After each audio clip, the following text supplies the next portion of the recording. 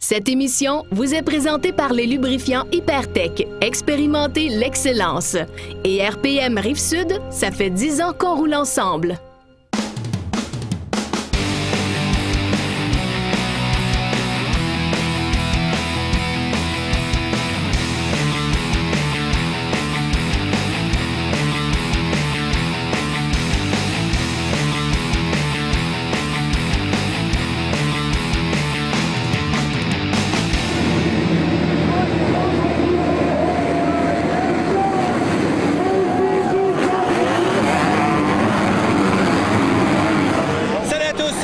Motocross Québec, un événement très spécial. Aujourd'hui, on est au National des Chambeaux en compagnie de Martin. Martin, comment ça va? Ça va super bien. Écoute, vu les conditions de piste, ça va être incroyable aujourd'hui.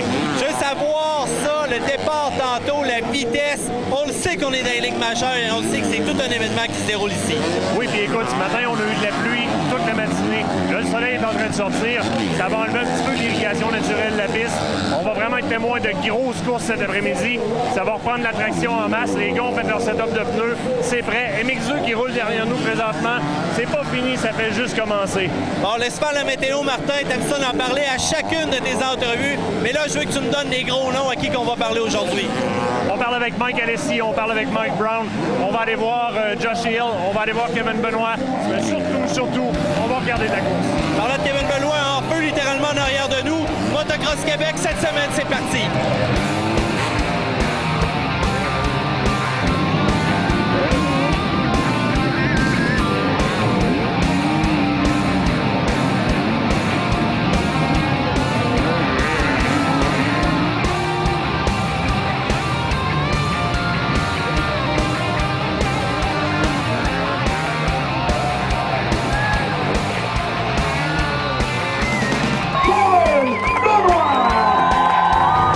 Qui a le sourire littéralement fendu jusqu'aux oreilles. Kevin Benoit, comment ça va? Ah, super bien. Victoire nationale, et voilà, première place sur le podium. Comment on se sent? Ouais, je sens super bien. Gagner ici dans ma province natale, c'est tout le temps plus le fun. C'est fun de gagner tout le temps, peu importe je suis où, mais gagner ici à Deschambault devant tous les fans québécois, c'est vraiment un feeling spécial. Puis on prend goût à ça. Fait que j'espère que la deuxième manche, ça va être pareil. Tu avais une avance qui était quand même assez monumentale. On calculait les secondes. Là. On voit Kevin Benoit passer. Le restant du peloton est où? Ah, le là. Ouais, ben ma cote de 56 aujourd'hui, c'était le meilleur choix que je pouvais faire. Puis je suis vraiment content. La moto, elle va super bien, beaucoup de puissance. Puis dans les conditions comme ça, c'est une moto qui est légère. Puis ça se manie bien. Puis je suis vraiment content là, de toute mon équipe, tout le travail qu'ils font pour moi. Là, c'est super. On va regarde, je te retiens pas plus longtemps. Bonne chance pour la prochaine course. Merci.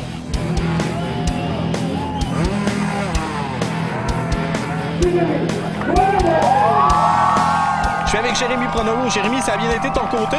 Ben oui, Colin, 3e position, premier podium de moi pour la nationale cet été. Ça fait du bien en tabarouette. Hey, 2 Québécois sur ce podium-là. Vous avez planté les Anglos. Écoute, ça avait pas de sens. Là. Ah non, c'était vraiment écœurant. La track était glissante, fait qu'il fallait vraiment être intelligent pour pas tomber ou glisser. Fait que le plus... En gros, là, aujourd'hui, c'était d'aller moins vite pour aller plus vite. Parce que le monde qui poussait trop, il tombait. Fait que là, ce que je me suis dit, gars, bon start. Je vais garder ça, ces 2 roues. Puis après ça, on va essayer de mettre ça sur le podium. Puis, gars, on est ici, là. En tout cas, t'as l'air vraiment content. Je pense qu'à un certain moment dans la course, tu t'es dit, oh, là, je pense que ça va être difficile. C'était à quel moment, ça? Ah, c'est quand que les lappers, le monde qu'on prend un tour dessus, quand ils sont arrivés, là, j'étais là, tabarouette. Fait que là, je criais un peu, tu sais, je voulais pas les écœurer trop, mais Colin, quand il fallait que je passe, Fait que, alors, c'était vraiment le fun. Écoute, on est super content pour toi. Je pense que c'est une belle réalisation. Puis félicitations pour cette course-là. Je te remercie bien gros. Hein.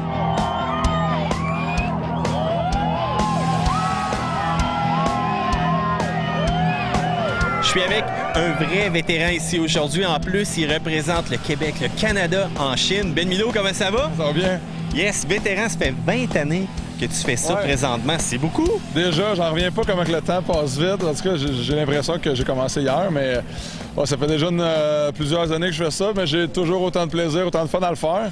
Puis c'est pour ça que je suis ici aujourd'hui. 10 ans aussi de freestyle. Justement, là, la condition météo, c'est un peu particulier. Est-ce que tu penses que tu vas être capable de rouler aujourd'hui?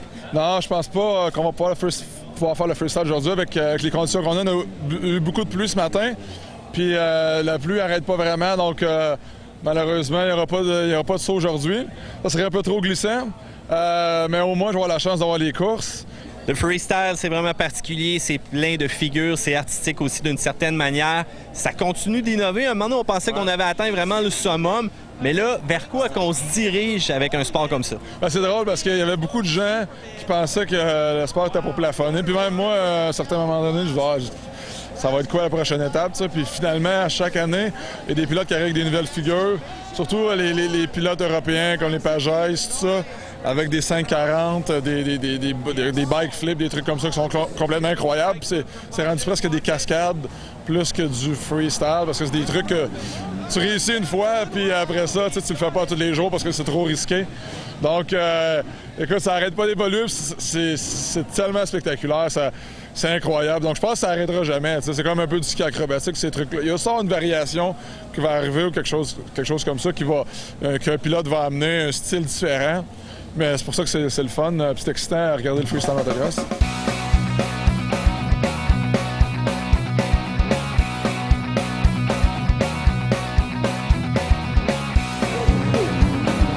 Hey Enrico, comment ça va? Ça va super bien, et toi, Martin? Ça va super bien. Aujourd'hui, on ne te voit pas dans ton rôle de chroniqueur. Tu changes de chapeau. Tu es sur le côté soutien au niveau de tes coureurs et au niveau de l'événement parce que vous soutenez Hypertech, l'événement, le National de Deschambault. Oui, bien, ça a été surtout la tranche d'hier qui était le National amateur. On a remis des prix là, aux gagnants de chaque classe. Ça, pour nous autres, c'est super important. Évidemment, plus que ces événements-là prennent d'ampleur, bien, plus que ça nous fait des clients potentiels, si on peut dire. Ça, c'est la façon que tu commandites les événements. Mais les coureurs, là, on en parle souvent, on les commandite, on fait... Vous faites quoi exactement pour les coureurs quand vous les commanditez comme ça? Bien, c'est sûr qu'on donne toujours la chance aux coureurs, si on peut dire. Hein? C'est le cas de le dire. C'est qu'on va donner des escomptes. C'est sûr que ça prend un CV. La vraie façon de faire, c'est de nous envoyer votre CV. De coureurs, de montrer ce que vous allez faire comme classe. On s'entend que si vous faites seulement une petite course ou deux dans l'année, c'est pas des clients potentiels pour nous. Par contre, si vous êtes quelqu'un qui va faire, supposons, le Challenge Québec, CMRC, tout ça, là, bien, vous pouvez peut-être nous envoyer votre CV, puis vous pouvez avoir des escomptes chez nous sur les produits pour commencer. Puis à mesure que le coureur nous fait de la pub, qu'on entend parler de lui, qu'il dit « Hey, tu commandites un tel pour les courses », puis qui parle d'Hypertech beaucoup, bien, après ça peut aller jusqu'à des gratuités, puis devenir un pilote d'usine. Finalement, là, à tous les niveaux, dans toutes les strates au niveau du motocross, on te retrouve, on te voit. Mais on voit Hypertech qui est super impliqué puis de plus en plus. Puis ça, ben, c'est super le fun. Oui, ben oui, c'est sûr. Nous autres, on est une entreprise québécoise. Fait que c'est sûr que quand on est capable d'encourager le sport, ben on le fait. Écoute, Rico, on est au National. Moi, je te dis une chose, je te laisse aller. Profite-en. Va voir les courses un peu. Je te remercie, Martin. Ce volet technique vous a été présenté par les lubrifiants Hypertech. Expérimentez l'excellence.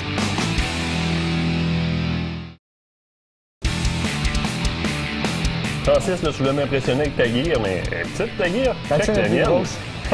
Tu nous parles aujourd'hui de chaîne, sprocket, l'importance de tout ça. Parce qu'évidemment, c'est ce qui relie littéralement le moteur à ce qui te donne la propulsion, ta roue arrière. Exactement. Super important. Oui. Donc, ce qui est important en premier lieu, c'est d'avoir le bon guirage qu'on appelle. Donc, le bon guirage, ça va être le nombre de dents qu'il va avoir sous le sprocket avant et arrière, parce qu'on sait qu'il y en a deux. Le nombre de dents va jouer sur l'accélération, sur le top speed de la moto. Et aussi, il faut en avoir un qui est très solide, qui va être résistant, encore là. Puis, on va opter toujours pour la légèreté, mais ça, comme les roues. Y a-tu un ratio optimal ou si c'est un peu comme une paire de chaussures par coureur? C'est par coureur. C'est selon la piste aussi. Une piste qui va être plus rapide, on va enlever un petit peu plus de dents en arrière pour avoir plus de top speed. Tu vas te permettre littéralement de jouer carrément avec tes ratios avant une course, dépendamment où est-ce que tu vas. Exactement. Comme je disais, moins de dents, plus de top speed. Plus de dents, plus d'accélération. Donc, une piste qui va être très longue, des longs bouts droits, on va opter pour un sprocket qui va avoir moins de dents en arrière. Mais une piste qui va être très serrée, en arena cross par exemple, on va opter pour beaucoup plus de dents en arrière pour avoir beaucoup plus d'accélération aussi. C'est cool, c'est cool. Fait que tu peux jouer en masse. Puis là, c'est super léger, ça, là. C'est très léger, encore là, c'est ça, c'est la légèreté avant tout, puis la durabilité. Mais c'est ça, légèreté puis durabilité, souvent, ça rime pas ensemble tout le temps. Non. Dans ce cas-ci, on est capable d'avoir des alliages qui sont très solides.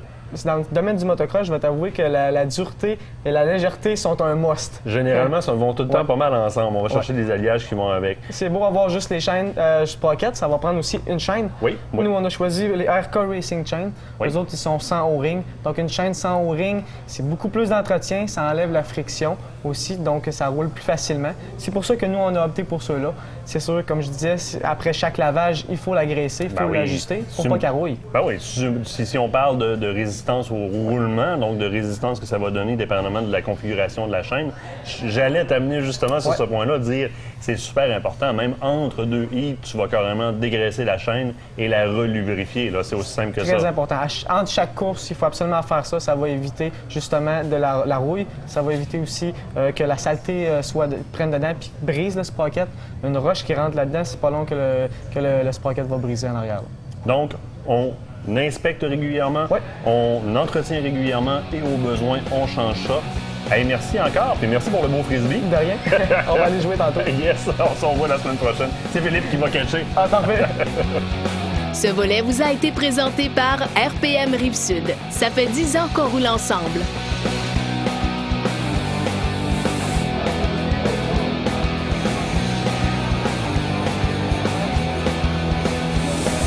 Je suis avec un gars qui vient de Jacksonville, la Floride, un des grands noms ici au National de Deschambault, Mike Alesi. How are you doing? I'm doing very good. How are you? I'm fine, thank you. Mike, I've seen you holding your hands. Something happened during practice? Yeah, I had a little fall, but I'll be okay. You'll be okay. You're coming right from Jacksonville, Florida. You drove all the way up here to Quebec to ride on the 7. That's nice. Yeah, it's great. You know, I got some great fans here, and looking forward to a great weekend. We got a little bit of rain coming down, but that's just part of the sport. We'll just push through it, go racing. So you've been practicing all week.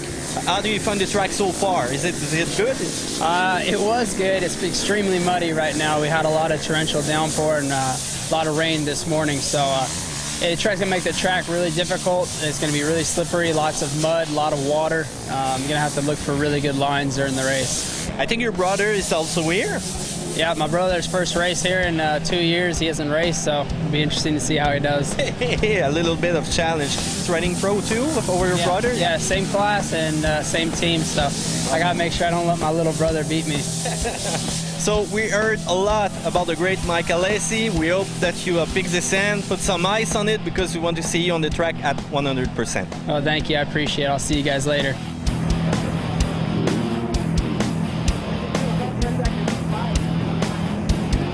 Dans une belle journée comme celle-là, il y a évidemment les courses, mais d'abord les qualifications. Et ce matin en MX1, le grand gagnant, Josh Hill. Josh, how are you? Oh, I'm doing great. You done first place in the qualifier this morning. How was the track with all that rain? Oh, it's very wet, lots of mud puddles, but it's rideable, raceable, and we're all going to make it around, I think. This is the 7th row of the National. How's your season, actually? Other than missing one round due to an injury, it's been good. Been on the podium twice and podiumed quite a few motos, but I think I'm sitting 5th in the championship, 4th or 5th, but within striking distance of 2nd and 3rd. You'll be racing this afternoon. The odds. Who are you running after, and who's running after you? There's Colton Fossiati. He's won the Canadian National Championship before. Mike Alesi from the United States is really fast. My teammate, Teddy Mayer, and I would say Tyler Medaglia are the main competition over at KTM. So I think my odds are good to be up on the podium and vie for wins, I think.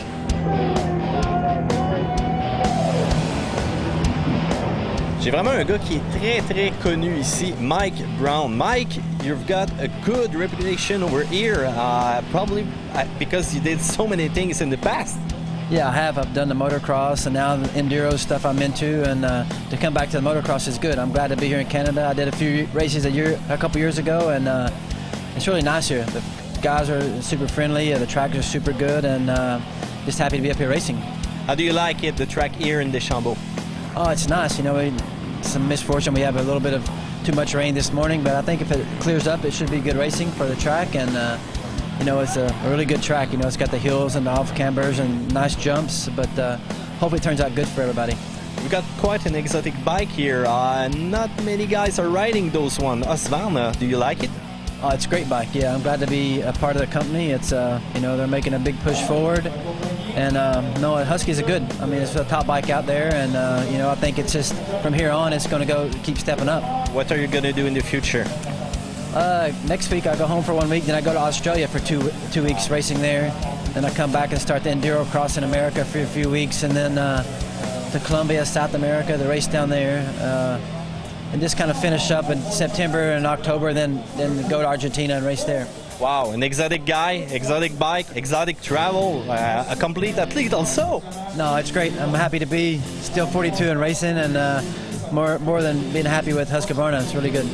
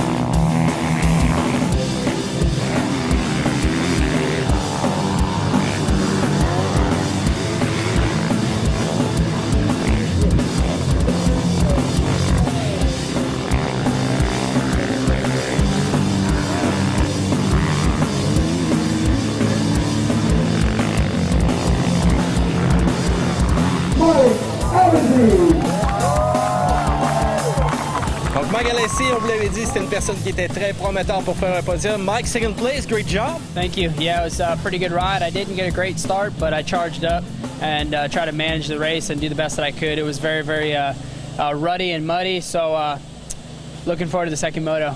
How was your hand during the race? It was fine. I didn't even think about it. I just tried to tough it out and just do the best that I could and, you know, just warrior it out.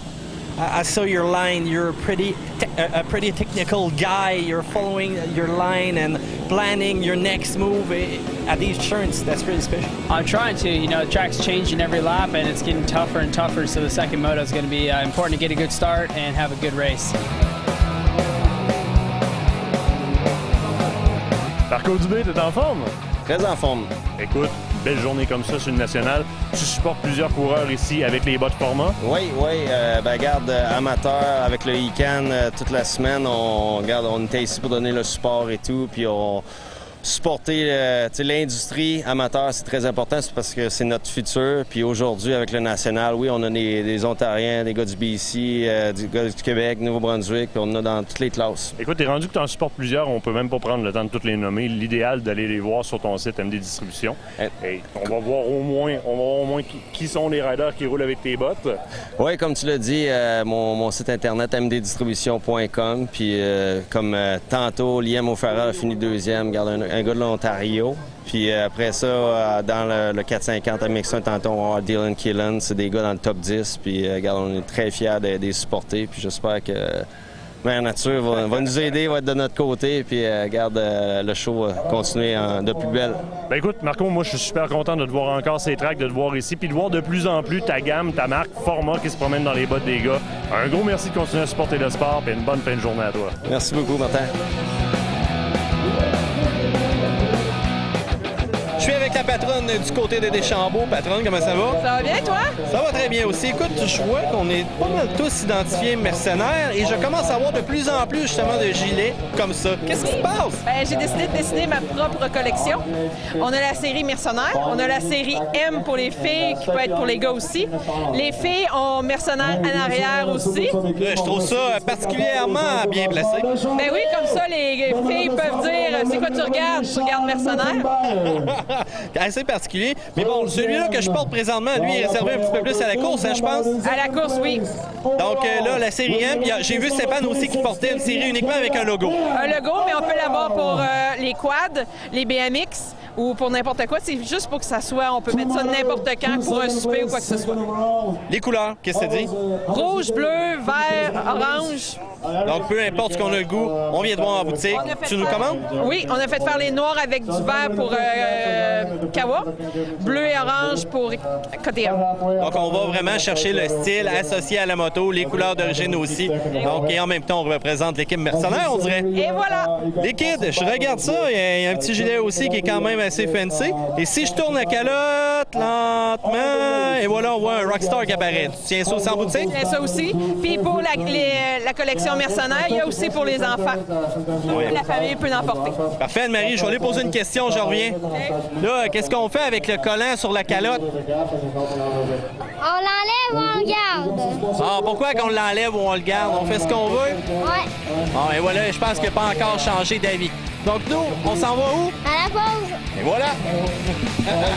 Cette chronique vous a été présentée par la boutique Mercenaire, vêtements et accessoires.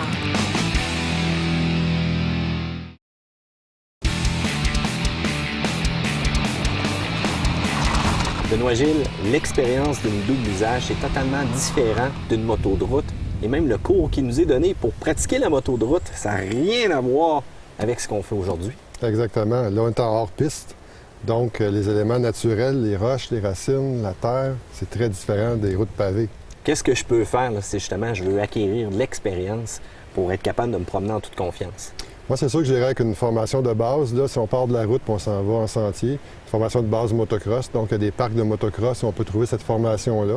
Ils vont nous montrer vraiment les virages, les freinages là, en sentier ou sur le terrain mou et non pas sur la route pavée. Ça se comporte totalement différent. Juste moi, tantôt, un gars qui est de moto de route, de moto puissante. J'arrive avec une 650 ici, vraiment surdimensionnée. Premièrement, je suis beaucoup plus haut. Mes points, mon équilibre, c'est pas la même chose. Les virages, tu l'as mentionné. Ouais. Moi, en moto de route, quand je sens que ça se promène un petit peu, je commence à m'inquiéter. Mais là, vraiment, ça permet beaucoup plus avec une moto comme ça.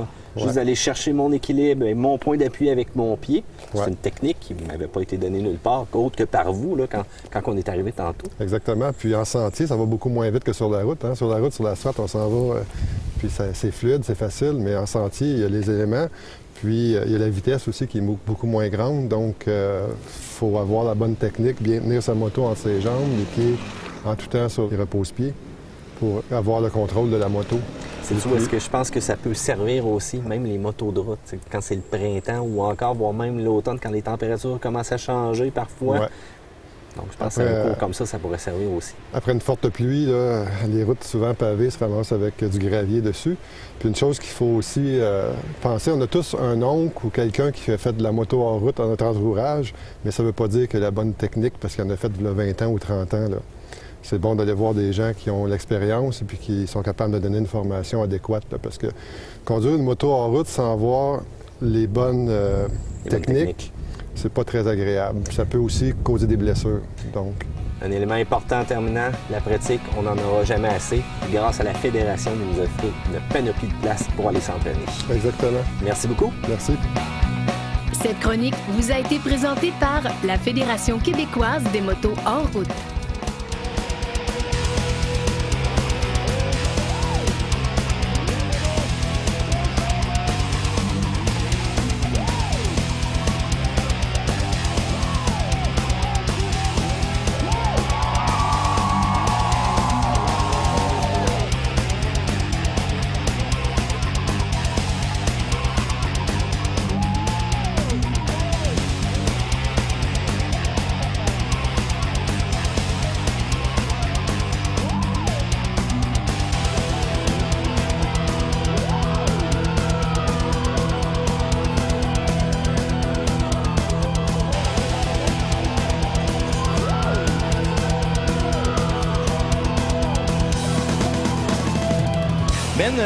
Premièrement, tu nous avais dit ce matin que tu n'allais pas rider, puis là, whoop, et voilà le show de freestyle qui se pointe. Ben, écoute, je pense que le show a bien été considérant, je pense, l'état de la piste. Ce matin, avec la pluie qu'on a eue, je pensais vraiment pas rouler. Puis finalement, écoute, le soleil s'est pointé, il fait super beau. Puis je suis bien content de voir la réaction de la foule. Tout le monde est là, tout le monde est présent. Super bonne réaction du public. Fait que, écoute, c'est positif à date. Bien content d'être ici. Super. Le Millennium Tour, ça a commencé où et comment? Autour d'un feu avec une bière et voilà, on décide qu'on fait ça ou c'est quoi? Ah, ça ressemble un peu à ça. J'avais participé à plein de spectacles partout dans le monde, puis plein de styles de tournée. Puis je me suis dit à un moment donné, si je pourrais partir ma propre tournée, ce serait le fun avec ce que j'aime moins, éviter les erreurs. Puis en 2010, j'ai parti le Millennium Tour. Puis ça a commencé tout petit, puis aujourd'hui, on a une tournée nationale. On a des gars dans l'Ouest canadien, dans l'Est. On couvre le championnat canadien de motocross dessus. Fait que ça, c'est une nouvelle association avec eux autres. Puis c'est super le fun, on s'amuse, puis on essaie de représenter nos commanditaires de façon professionnelle, qui n'avait jamais vraiment été fait avant en freestyle pour une équipe.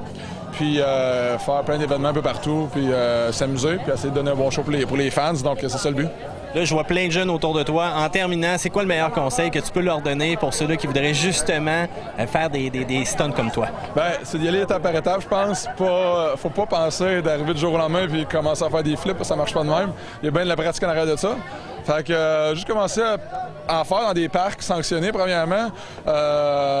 Et puis après ça, prendre des cours, éventuellement faire des courses de motocross. C'est un bon background à avoir, je te dirais. Puis après ça, si la passion est là, puis les sauts, la technique va suivre. Puis après ça, le freestyle arrive. Puis moi, c'est ça que je préfère, c'est les sauts. Fait que c'est super. Voilà, merci beaucoup, Ben. Merci beaucoup.